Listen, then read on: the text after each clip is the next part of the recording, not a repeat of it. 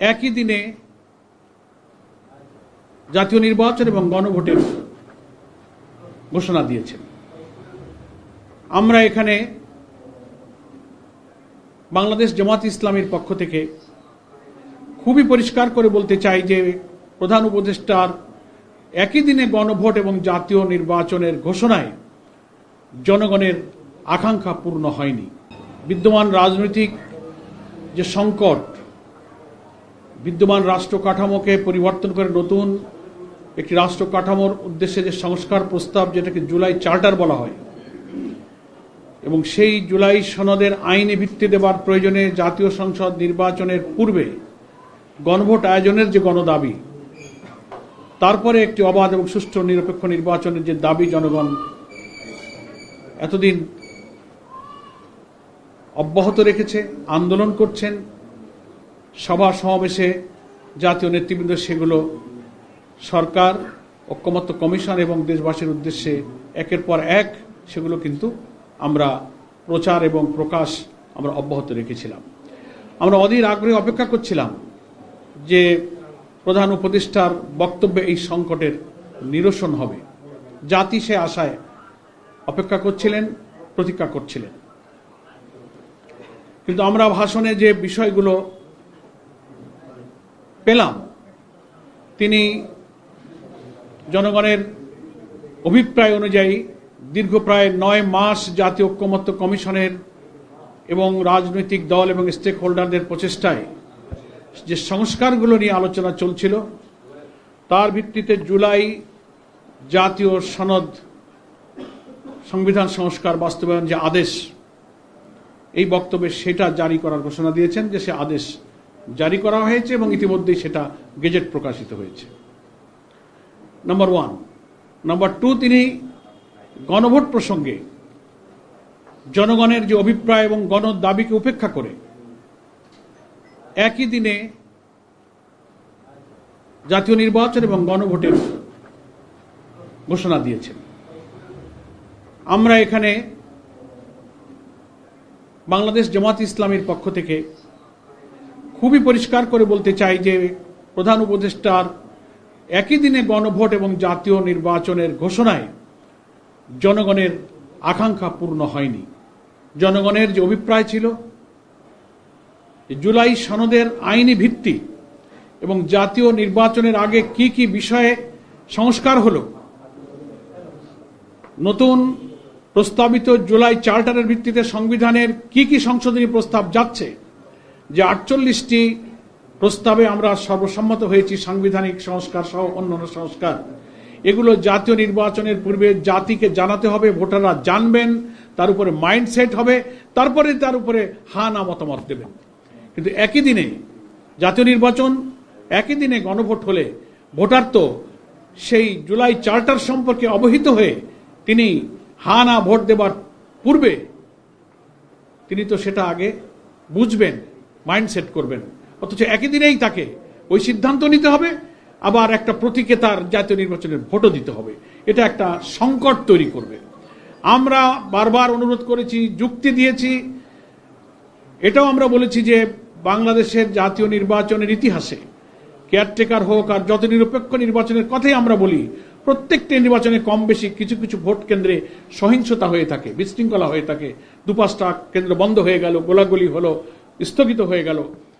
তো একই দিনে ভোট হলে এমন ঘটনা তো যে কোনো কেন্দ্রে ঘটতে পারে, 5টা কেন্দ্র বন্ধ হয়ে গেল। তাহলে জাতীয় নির্বাচন প্রতীকের ভোট বন্ধ হলো, সেই দিন গণভোটের দশাটা কি হবে? এর কোনো জবাব নাই। জুলাই সনদে এই যে 12.5 কোটি প্রায় ভোটার কি কি বিষয় হা বলবে না বলবে, বিফোর ন্যাশনাল ইলেকশন জাতিকে সেটা জানতে হবে, স্টাডি করতে হবে। ইলেকশন কমিশন সেটা পাবলিক করবেন, ওয়েবসাইটে দেবেন, তারপর না এত ক্রিটিক্যাল বিষয়ে তিনি সিদ্ধান্ত নেবেন। অথচ সেই সুযোগ না দিয়ে 2টা ভোট একজন ভোটারকে একই দিনে দিতে গিয়ে একটা সংকটে ফেলে দেওয়া হলো।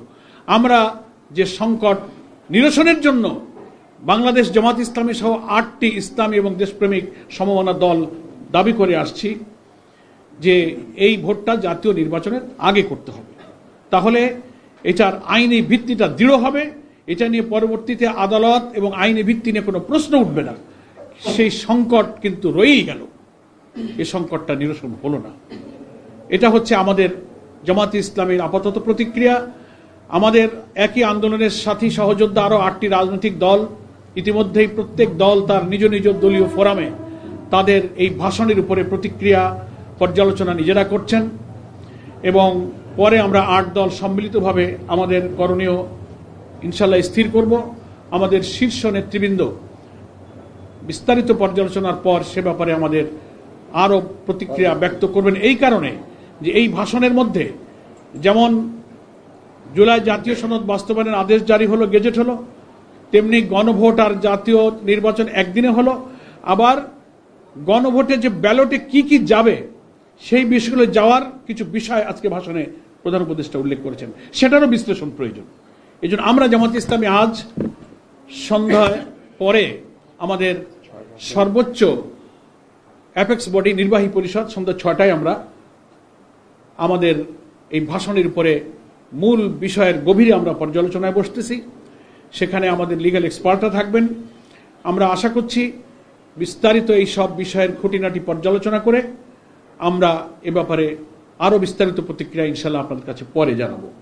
তবে আমরা আজকে সংক্ষেপে এতটুকুই যে এই ভাষণে একই দিনে গণভোট আর জাতীয় নির্বাচনের ঘোষণা দেওয়ায় জনগণের আকাঙ্ক্ষা পূর্ণ হয়নি।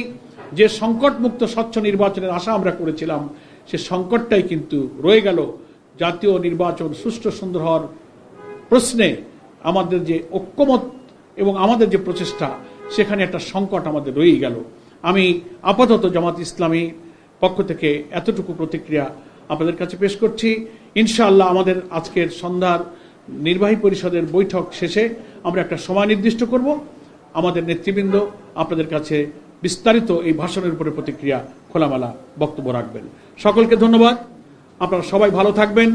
জাতির সকল সংকটে, রাজনীতিতে, দেশ গঠনে, গণতান্ত্রিক সংগ্রামে, নতুন বাংলাদেশ গঠনে আপনারা যেভাবে সাহায্য করছেন, সারা দেশের সংগ্রামী দেশপ্রেমিক জনগণ, জুলাই যোদ্ধা, জুলাই 24-এর গণ অভ্যুত্থানে আত্মদানকারী ফ্যাসিবাদ বিরোধী সংগ্রামের সকল রাজনৈতিক শক্তিকে আমরা শুভেচ্ছা জানিয়ে আমাদের আন্দোলনের সাথে থাকার জন্য, আমাদের এই প্রিয় জন্মভূমি বাংলাদেশ যেন আর কোনো ফ্যাসিবাদের জন্ম না হয় এমন একটি রাষ্ট্র কাঠামো আমরা এই নির্বাচনে সংস্কার প্রস্তাবকে সকলের অভিপ্রায়ের মধ্য দিয়ে যেন মেনে নিয়ে গড়ে তুলতে পারি, সবার আশা যেন পূর্ণ হয়, সেই সাথেই আপনারা সবাই থাকবেন সেই আহ্বান জানিয়ে আমি আজকে সংক্ষিপ্ত প্রেস ব্রিফিং এখানেই শেষ করছি।